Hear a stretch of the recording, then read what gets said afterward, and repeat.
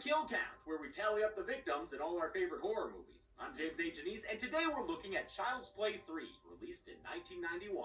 Because of Chucky's massive popularity, Universal expressed interest in a third movie before the second was even done filming. Creator Don Mancini was writing the script before Child's Play 2 was released, and this third film ended up coming out a mere 10 months after the second. 10 months is not a lot of time to go from script to screen. Perhaps because of how soon it came out after Part 2, Child's Play 3 has the lowest grossing box office of the franchise. It's also Don Mancini's least favorite installment. I think generally thought of to be as the fans' least favorite. Sometimes that lies with Seed of Chucky, but they're wrong. To his credit, he blames the movie's faults mostly on his own screenplay. That's me valiantly taking responsibility for the failure of Child's Play 3. 5 years ago, I ranked it as last in the franchise, and it might still hold that position for me. But I no longer dislike the movie, I just don't like it very much. It's not awful, but it's heavily weighed down by the boring setting and premise. A military academy, which feels like the most first draft early 90s idea. Every part of this place is uninspired and stereotypical, with a lot of the characters nothing more than thin archetypes. It's one thing to pay homage to other movies, it's another to take their exact dialogue. This is my rifle.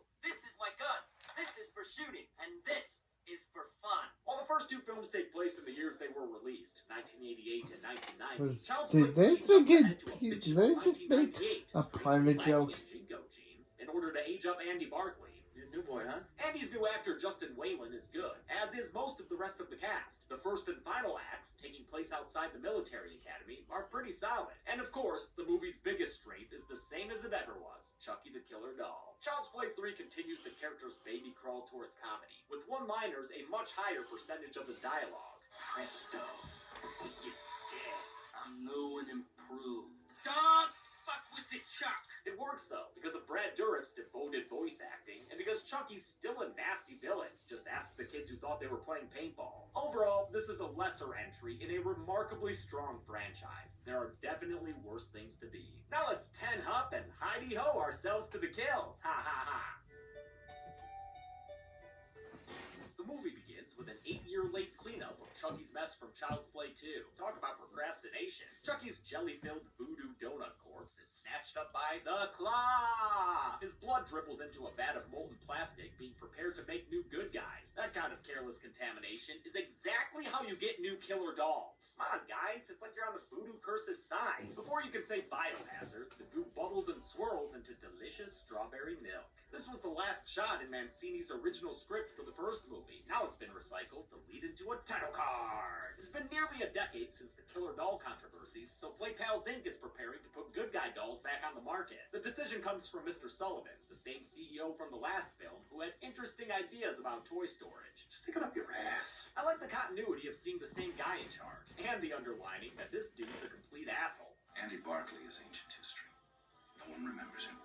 Nobody cares. Don Mancini cast Peter Haskell as Sullivan as a way of saying thank you. Years earlier, Mancini was a low-level crew member on the soap opera Search for Tomorrow. Haskell was an actor on it and went out of his way to be nice to Mancini. A new lackey, borrowed from the Clamp Cable Network, gives Mr. Sullivan the first good guy off the line. We already know this mofo's infected with a bit of that Charles Lee Ray. Of course, an entire vat of plastic would have been used for making more than one doll. If you're like me, you were probably wondering why this didn't give us multiple Chuckies. Turns out that was Mancini's original idea, but budgetary constraints kept it from being a reality. As with many of Don's ideas, he'd recycle it later in glorious fashion. Sullivan takes the doll back to his penthouse, apartment? Is this an office or where he lives? Either way, looks like a sad life for a grown-ass man. But I guess he is rich. So rich the anchors on the Money Channel wait to speak until he's turned on the TV.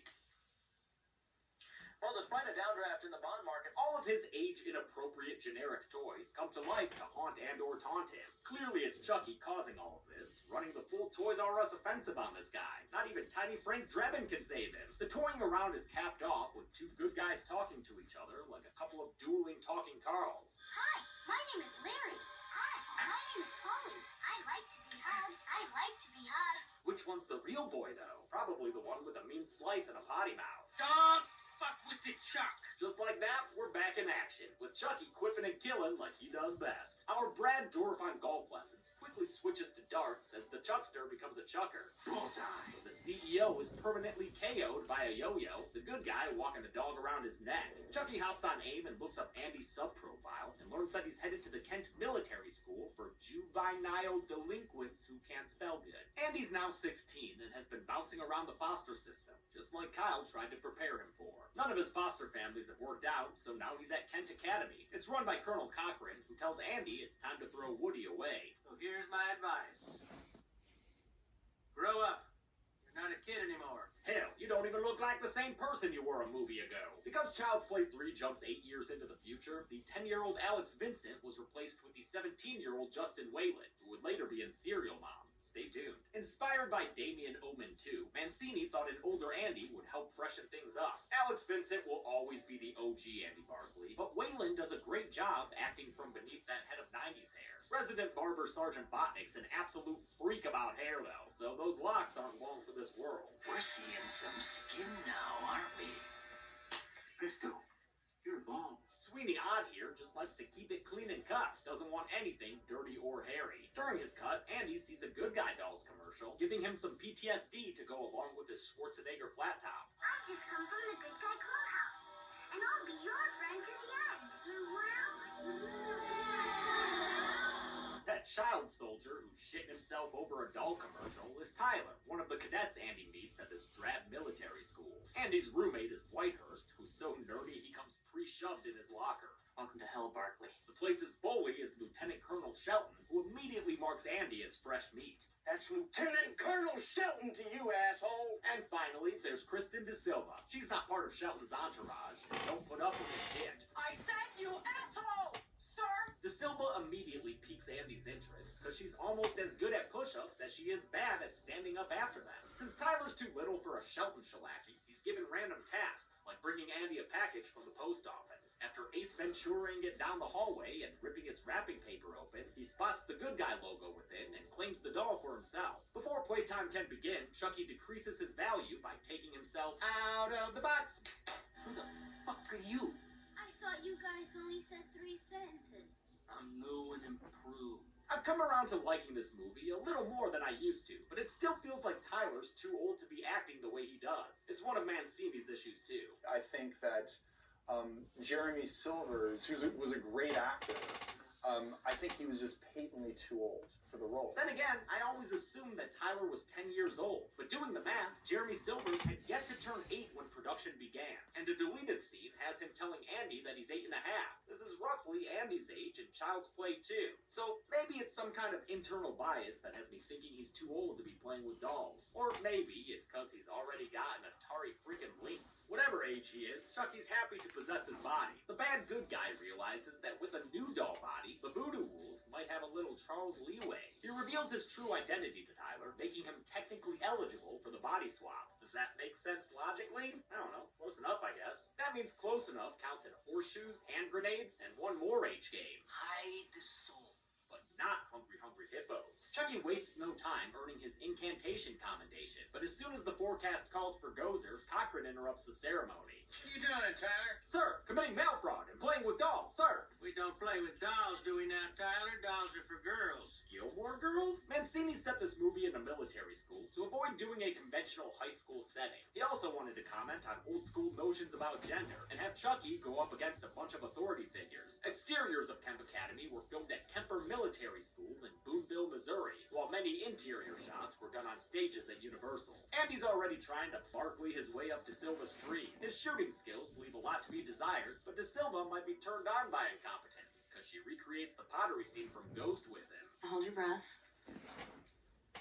Squeeze the trigger, don't pull it. Careful now, Andy. Don't misfire. Maintain that trigger control. Perry Reeves was excited to play what she called a 10th grade version of Sarah Connor. She even opted to do some one-arm push-ups herself instead of having a stunt double do them. I remember I was able to do a couple of them before I couldn't do any more. With De Silva around, Shelton's bullshit might be tolerable, but Andy's reminded that he's in another Chucky movie when he sees Arlie Ermish taking out the trash. In slow motion. Chucky's thrown away and winds up in the back of a garbage truck where he acts like a kid to trick the driver into helping him. The poor dude gets punished for being a real good guy when the Garbage Pail Kid turns on the trash compactor and giant spike wheel. What? Have garbage trucks been medieval torture devices this whole time? I respect sanitation workers even more now. Shame about this one, though. All he wanted was a high five. As the cadets finish their nightly chores of shoe polishing and knife staring, Andy thinks back to a few years ago when he was 6. Wonder if his hot mom is still institutionalized. While he's reminiscing, Chucky shows up and slashes at his kicks. Not the Nikes! By this point, Chucky doesn't give a shit about explaining how he's alive again. You just can't keep a good guy down. No further questions. Proceed. Chucky's gonna be a bro. Okay, slow it down, Charles. Andy gets worried Chucky might say something more offensive, so he gets just into wailing on that doll. Shelton, the Full Metal Jackoff, catches him playing rough and confiscates the Cabbage Patch Kid. Later that night, Andy goes hunting to give Chucky the Blue Knife Special. Instead, he gets embarrassed in front of Shelton again. What are you doing in my room, Barkley? Sir, I got lost on my way to college! Sir! As punishment, Shelton puts the entire regiment on Ring Around the Rosie detail, and Andy's classmates hate Ring Around the Rosie. Come on, guys, we're all supposed to fall down. Chucky attempts to possess Tyler again, only to find out the kid wants to play a different game. Come and find me. Damn it. He corners the kid in Colonel Cochran's closet. De Silva and her friend Ivers are spending girls' night breaking into Cochran's office to look at Andy's permanent record. Before they get to the juicy doll murder stuff, they hear Tyler cuddling too hard in the closet. Ivers mocks the boy within an inch of his life, but De Silva humors him by asking the doll its name. Hi, I'm Chucky, and I'm your friend to the end. Heidi ho!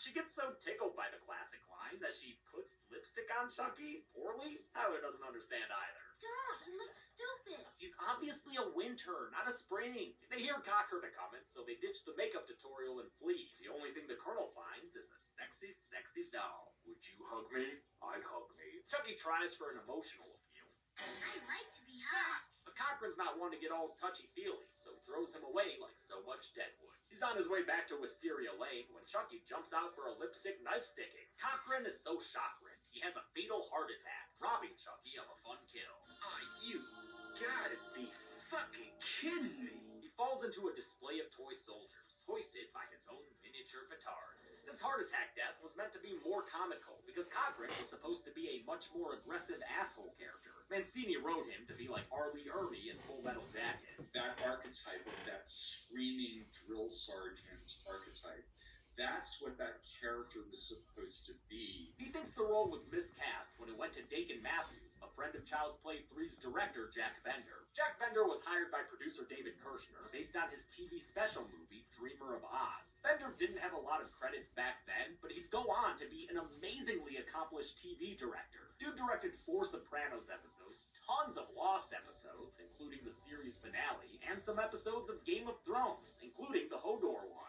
Cochran's death interrupts the cadets in their flash mob practice. They can't believe the old man is gone. First through 2 tours in and then one night he just drops dead. Cochran could handle Charlie, but he couldn't handle Chuck. I think that means canonically, Chucky is scarier than the Vietnam War. They have a moment of silence at breakfast and say they'll hold their upcoming war games in Cochran's honor. Andy tries to warn Tyler that Chucky's not a good friend, but the kid's too swayed by marketing. Charles isn't bad. He's a good guy. It says so on his shirt. Sergeant Botnick makes his rounds and schedules Whitehurst for an immediate haircut. Presto. You're bald. Botnick is played by the versatile Andrew Robinson, last seen on the kill count playing 2 very different personalities in Hellraiser. He's so delightfully deranged in this role that he seems a little out of place in the film. But honestly, I wish the rest of Child's Play 3 was on his level. His mania is this movie's best asset. Monday, Fabrizio. Yes, sir. During production, Mancini was worried that Robinson played the character too over the top. Afterward, he realized how great the performance is. He's a highlight of the movie. Botnick gives his nose hairs a fade, then discovers a stowaway in one of his cabinets. Like any rational adult, he decides to give the doll a trim. But Buzzcut Chucky's gonna have to wait until cult. Right now, the barber gets slayed with a straight-edge throat slit by Chucky Copperfield. Presto. You're dead. This kill was inspired by Mancini's love of Sweeney Todd and uses a prosthetic made by makeup artist Craig Reardon. This dude seems awesome from the Shout Factory Blu-ray interview. He said he almost did the makeup for Child's Play 1 until he realized he wouldn't be doing any Chucky effects. It would have been making up, the human beings, which is the basic bread and butter makeup artist. But that, I wanted to do Chucky. And okay, if you got Chucky, then thank you, but I'll see you later. Chucky laughs his plastic ass off until Whitehurst walks back in. It's not what you think. Alright, it's kind of what you think. Whitehurst can't handle the truth and keeps the killer doll crazy talk to himself as the entire school prepares to engage in, let me hear it, Mr. Regal, War games! a sergeant explains the rules by mercilessly killing a door. Ha, just kidding. That door is fine. He's only shooting paint. Just kidding about just kidding. Because Chucky's upping the arsenal with live ammunition. Pretty dexterous for a dude with plastic baby fingers. The cadets do-wah-diddy march into the woods to earn their stripes. They split into two different warring factions, with Blue Squad making camp at Site B. But Andy's too worried about Tyler to enjoy De Silva's submission for approval to the Midnight Society. Before she can get to the tail of the ghastly grinner, Andy runs into the woods, and she decides to follow. Ooh, watch those sparks, you two. Don't want to piss off Smokey the Bear. That dude's fucking shredded now. Did y'all know that? They share a moment looking out at the world's most inconveniently located fairgrounds. Almost forgot there were places like that. Nice little tragic reminder of the childhood Andy Barkley was robbed of. The last time he was filled with any kind of wonder, his best friend tried to kill him. Twice. You go ride that Ferris wheel, kid. Or smooch that gal. Ain't nothing wrong with that. Even Chucky supports this game of tonsil hockey. Andy blows his makeout sesh by remembering that Tyler's in danger. Come on, Andy. You survived 2 whole movies with Chucky. Tyler can handle himself for another 10 minutes, 20 if you hydrate and think about baseball. But Andy gets to play protector for a change, something Mancini pointedly wanted for the character. It was more interesting to put the Andy Barkley character on the offensive in this movie rather than the defensive. Offensive lineman Barkley steals Shelton's top secret map, but by the time he reaches the red camp, Tyler's already gone. some guy named Charles. Wow, the X-Men must really be hurting these days. I mean, what's Tyler's superpower? Being a prude about profanity? You're a fucking drag, you know that? Watch your mouth, Charles. Chucky's designer Kevin Yeager was busy with other projects during Child's Play 3, but he still provided the puppet with some upgrades. He gave Chucky more human eyes and a system that better matched mouth movements to Brad Dourif's dialogue. You can really see the difference in those F-bombs. Before Chucky can drop another one, Tyler cuts him with a pocket knife and makes a run for it. Didn't think the kid had it in him. While he's looking for Tyler, Andy gets found by the blue team, who pretend arrests him for pretend treason. Why would they think someone would want to backstab their own team during a war game? Why would he do that? What would be the benefit? With Whitehurst too cowardly to back up Barkley about the killer doll, his excuse falls on deaf ears. But before they can pretend to execute him, Tyler finds the trial, and Chucky calls collect on a walkie-talkie. The doll has the love interest now. If Andy ever wants De Silva to grope his gun again, he's gonna have to hand over the boy. The blue team agrees to meet at Chucky's spot, and to ensure a very bloody Gulch Chronicle, Chucky calls in the red team so they can versus the blue. Hope they don't bring Sheila. Andy takes Tyler to Chucky so he can get De Silva back. As soon as the trade's over, blue team shows up and opens fire. Shelton finally gets a good look at the good guy, and the discovery of a vulgar living doll comes as quite a shock.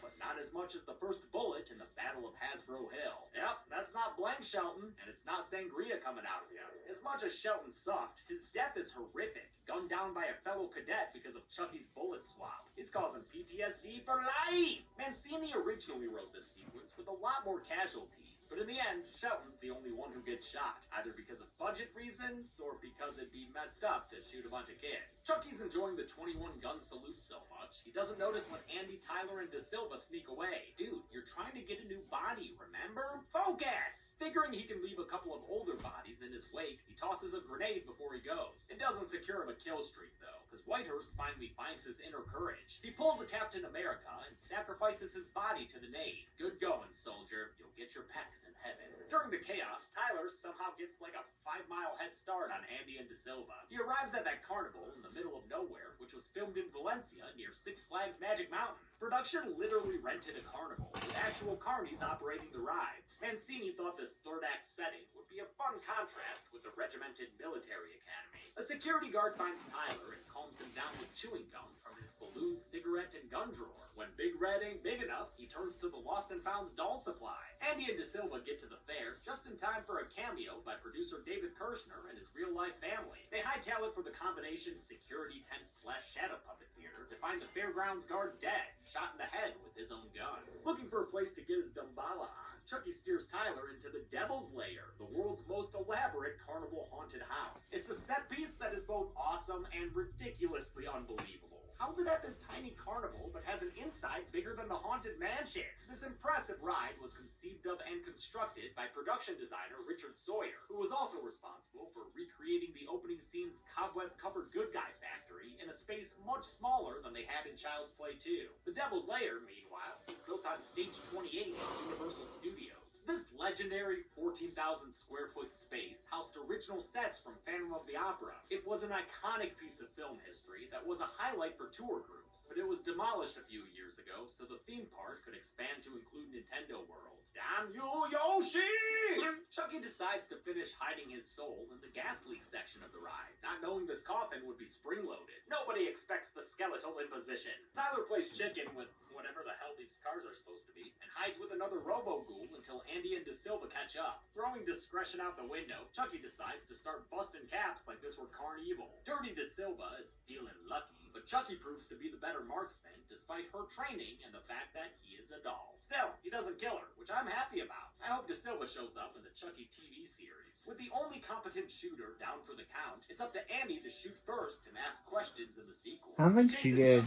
I don't think she appeared in the Chucky season 2 or 3. Operating? Didn't anyone hear the gunshots? Tyler falls through a piece of scenery right below the Grim Reaper, which puts a nasty Harvey dent in Chucky's face. And still, there are riders enjoying themselves, as though there isn't a maniacal doll on the tracks. Brown Chuck chases Tyler to the top of Skull Mountain by dangling off a winged dragon. Oh, look at those little feet kick. Makes me want to give his whittled cheek a pinch. The one that doesn't look like Sloppy Joe. And he realizes this ride is one big OSHA violation when he sees a giant unshielded fan sitting at the foot of the mountain. God, what is this place? A meat grinder for kids? Chucky gets the drop on Tyler and turns this theme park ride into his incantation workstation. Give me the power I beg of you!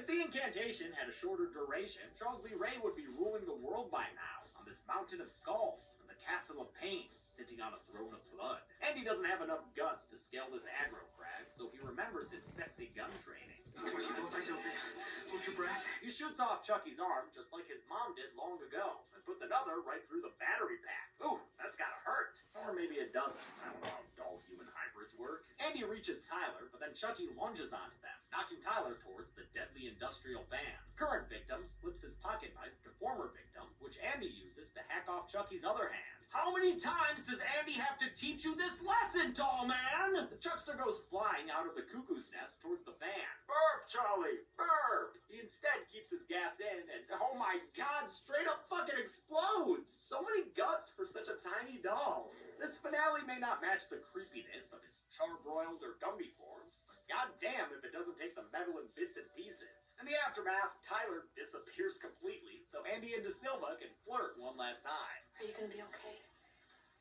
Don't worry.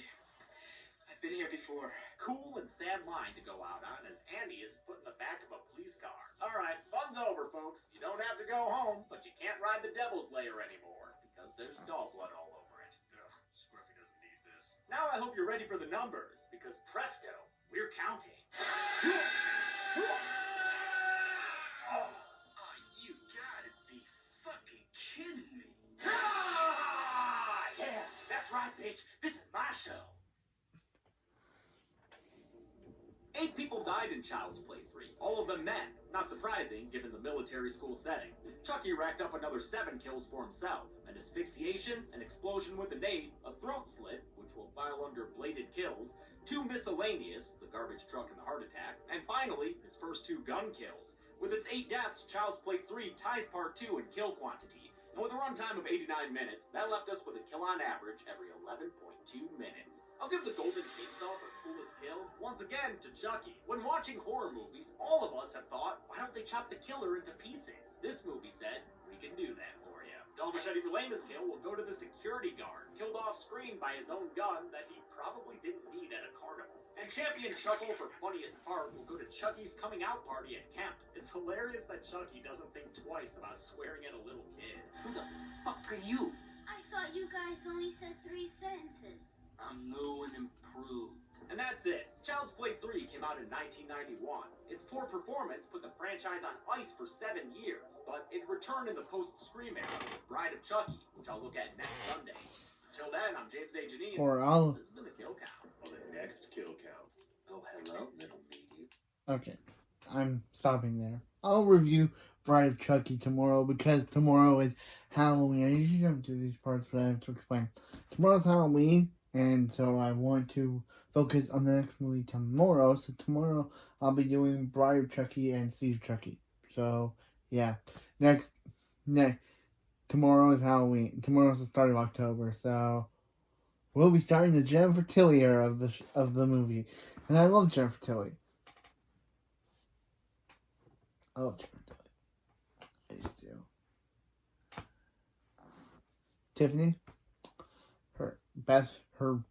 my favorite role of hers, besides Bonnie Swanson, but I don't watch Family Guy, so the only thing I've seen her in, the only thing I've heard of her in is as Tiffany.